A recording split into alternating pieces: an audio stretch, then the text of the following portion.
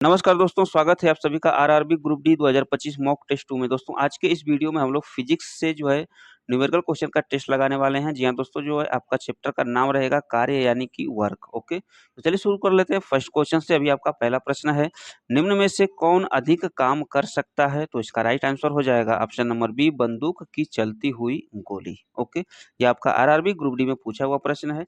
Detail में समझेंगे, अच्छे से समझ में आ जाएगा।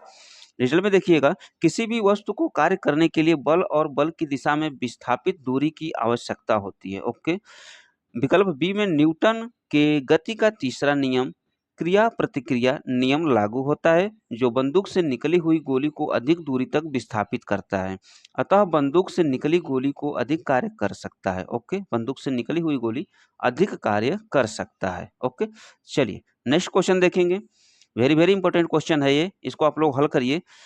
क्वेश्चन है आपका, 20 न्यूटन का एक बल एक वस्तु को 2 मीटर विस्थापित कर देता है। कितना मीटर? 2 मीटर विस्थापित करता है और 20 जूल कार्य करता है। तो बल और विस्थापन के बीच का कोण ज्ञात करना है। आपको आंसर करना है। ये आपका आरआरबी ग्रुप डी में पूछा हुआ प्रश्न है। तो आपको क्या करना है, यहाँ पे फार्मूला लगाना है आपका W बराबर F गुणे डी कास थीटा। ओके, ये फार्मूला है आपका, इसी फार्मूले पर आपको लगाना है। तो कैसे लगाएंगे आप लोग, ध्यान दीजिएगा। यहाँ पे कितना जूल कार्य हो रहा है? 20 जूल कार्य हो रहा है, तो 20 यहाँ पे लिखेंगे। ओके, एफ न्यूटन यानी कि बल कितना लग रहा है, तो 20 न्यूटन का बल लग रहा है, 20 यहाँ पे लिखेंगे, फिर गुणे का चिन्ह लगाएंगे। डिस्टेंस यानी कि विस्थापित कितना दूर हो रहा है, तो 2 मीटर का विस्थापन हो रहा है, तो 2 यहाँ पे लिखेंगे, फिर गुणे कॉस थीटा।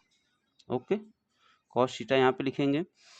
अब इसको हल करिए आप लोग, आंसर आपका आ जाएगा। 20 से आपका 20 कट जाएगा। ओके, आपका लेफ्ट हैंड साइड में 1 बचेगा और यहाँ पे जो है 2 हो जाएगा। तो 2 का जब आप पक्षांतर करेंगे तो 1/2 हो जाएगा, बराबर क्या हो जाएगा? कॉस थीटा हो जाएगा। क्या हो जाएगा? कॉस थीटा हो जाएगा। ओके, अब यहाँ पे आप लोग ये ध्यान दीजिएगा, आपको त्रिकोणीय मान ज्ञात होना चाहिए। तो ये काश थीटा जो है 1/2 जो है किसका मान होता है, तो काश 60 अंश का मान होता है। कितने अंश का मान होता है? काश 60 अंश का मान होता है। तो यहाँ पे आपको लिखना है काश 16। ओके, बराबर यहाँ पे राइट हैंड साइड में काश थीटा। ओके, यहाँ से फिर आपका कॉस से कॉस कट जाएगा, थीटा का मान जो है 60 डिग्री आ जाएगा। ओके, तो इसका राइट आंसर हो जाएगा ऑप्शन नंबर ए। ओके, चलिए नेक्स्ट क्वेश्चन का आंसर करेंगे आप लोग। अगला प्रश्न रहेगा, अगला प्रश्न है आपका, एक पोर्टर जमीन से 12 केजी सामान उठाता है और उसे जमीन से 1.5 मीटर ऊपर अपने सिर पर रखता है। सामान पर उसके द्वारा किया गया कार्य की गणना करना है आपको। आपको जी का मान जो है 10 मीटर प्रति सेकंड स्क्वायर लेना है। ओके, तो कैसे लगाएंगे इसको, देखिए ध्यान दीजिए। अगर जो है एक पोर्टर है, पोर्टर जो जमीन से एक सामान को अपने सिर पर उठाता है, ओके, ऊपर उठाता है, तो अगर उस वस्तु का स्थितिज ऊर्जा आप निकाल लेते हैं तो उस व्यक्ति द्वारा जो है, पोर्टर द्वारा जो है किया गया कार्य भी निकल जाएगा। तो स्थितिज ऊर्जा का सूत्र होता है mgh। ओके, ये फार्मूले पर आप लोगों को लगाना है। तो m का मान मतलब द्रव्यमान कितने केजी का है, तो 12 केजी का है, तो 12 यहाँ पे लिखेंगे। g का मान आपको दिया है कितना लेने के लिए, 10 मीटर प्रति सेकंड स्क्वायर लेना है। और गुणे h का मान कितने ऊंचाई पर उठा रहा है, तो 1.5 मीटर। ओके, हल कर दीजिए, आंसर आ जाएगा। यहाँ पे देखिए ध्यान दीजिए, दशमलव यहाँ पे है, तो दशमलव हटाने के लिए 10 से भाग दे देंगे, ये दशमलव हट जाएगा। ओके, तो 10 से आपका 10 कट जाएगा, फिर क्या हो जाएगा आपका 12 गुणे 15 बच जाएगा, गुणा कर लीजिए, आंसर आ जाएगा 15 दूनी 30। ओके, 15 एकम 15, 15 3 18। ओके, यानी कि 180 आ गया, यानी कि आपका ऑप्शन नंबर सी हो जाएगा राइट, 180 जूल। चलिए नेक्स्ट क्वेश्चन देखेंगे। अगला प्रश्न रहेगा, क्वेश्चन नंबर 4 रहेगा आपका, यदि एक हवाई जहाज 4 मीटर की दूरी तय करता है और किया गया कार्य 20,000 जूल है, तो लागू किया गया बल ज्ञात करना है। तो आपको फार्मूला कौन सा लगाना है, W बराबर F गुणे डी। ओके, W बराबर F गुणे डी फार्मूला लगाना है। यही फार्मूला जो है पूरा क्वेश्चन हल हो जाएगा इसी फार्मूले पे। तो क्या करना है आपको, ध्यान दीजिएगा। यहाँ पे कार्य कितना हो रहा है, 20,000 जूल हो रहा है तो 20,000 यहाँ लिख लेंगे। ओके, फिर उसके बाद जो है यहाँ पे ध्यान दीजिएगा कितने मीटर की दूरी तय कर रहा है, तो 4,000 मीटर की दूरी तय कर रहा है और एफ का मान पूछा है तो एफ यहाँ पे रख देंगे, 4,000 यहाँ लिख देंगे डिस्टेंस। ओके, अब ध्यान दीजिएगा यहाँ पे 3 जीरो से 3 जीरो यहीं पे कैंसिल हो जाएगा, फिर यहाँ पे 4 एक कम 4, 4 पचे 20, यानी कि एफ का मान कितना आ जाएगा आपका 5 न्यूटन आ जाएगा। ओके, बल का मात्रक जो होता है न्यूटन होता है, तो यहाँ पे न्यूटन लगाएंगे यानी कि 5 न्यूटन आएगा। Option number A is the right हो जाएगा। चलिए नेक्स्ट क्वेश्चन की ओर बढ़ेंगे। अगला प्रश्न रहेगा 1 केजी की एक वस्तु को 10 मीटर की ऊंचाई तक उठाया जाता है, गुरुत्व बल द्वारा किया गया कार्य होगा। आपको जी का मान जो है 9.8 मीटर प्रति सेकंड स्क्वायर लेना है। ओके, तो आप क्या करेंगे, वस्तु का स्थितिज ऊर्जा निकाल लीजिए, आपका जो उस व्यक्ति द्वारा किया गया कार्य निकल जाएगा। तो स्थितिज ऊर्जा का मैं आपको फार्मूला बताया हूँ, mgh। एम का मान कितना यहाँ पे दिया है, 1 दिया है। एच का मान कितना दिया है, mgh। जी का मान जो है 9.8 लेना है आपको, 9.8 ले लीजिए यहाँ पे। फिर एच का मान कितना है, 10 दिया है, 10 यहाँ पे ले लीजिए। ओके, यहाँ पे 98 9.8 में अगर 10 से भाग दे देंगे तो ये दशमलव हट जाएगा, 10 से 10 यहाँ पे कट जाएगा। ओके, तो क्या आ जाएगा आपका यहाँ पे 98 में 1 से गुणा करेंगे तो 98 ही आएगा। ओके, तो आप इसका राइट आंसर क्या आ जाएगा आपका, तो इसका राइट आंसर हो जाएगा 98 joule. Okay, option number C is the right हो जाएगा। और यहाँ पे ध्यान दीजिएगा कि यहाँ पे जो होता है कि विस्थापन बल की दिशा के विपरीत है, इसलिए जो होता है कार्य जो है ऋणात्मक होगा। ओके, ध्यान दीजिएगा, ये क्वेश्चन जो है वेरी वेरी इंपॉर्टेंट है, यहाँ पे ये ऋणात्मक आएगा आंसर। ओके, चलिए नेक्स्ट क्वेश्चन देखेंगे। एक कुली जमीन से 20 केजी का सामान उठाता है और उसे जमीन से 2 मीटर ऊपर अपने सिर पर रखता है। सामान पर उसके द्वारा किया गया कार्य की गणना करेंगे। जी का मान आपको क्या लेना है, 10 मीटर प्रति सेकंड स्क्वायर, ये ऑलरेडी आपका दिया हुआ है। ओके, तो क्या करेंगे, स्थितिज ऊर्जा निकालेंगे, आपका उस व्यक्ति का कुली का कार्य निकल जाएगा। ओके, तो क्या करेंगे आप लोग, W बराबर mgh निकालेंगे तो m का मान कितना है, 20 केजी है, 20 केजी लिखेंगे। जी का मान कितना लेना है, 10 लेना है, और 2 मीटर दिया है तो 2 मीटर यहाँ पे लिख लेंगे। ओके, तो 2 दूनी 4 और 1 zero 1 zero 400 joule. Okay, 400 joule आपका आंसर हो जाएगा, ऑप्शन नंबर सी हो जाएगा बिल्कुल राइट।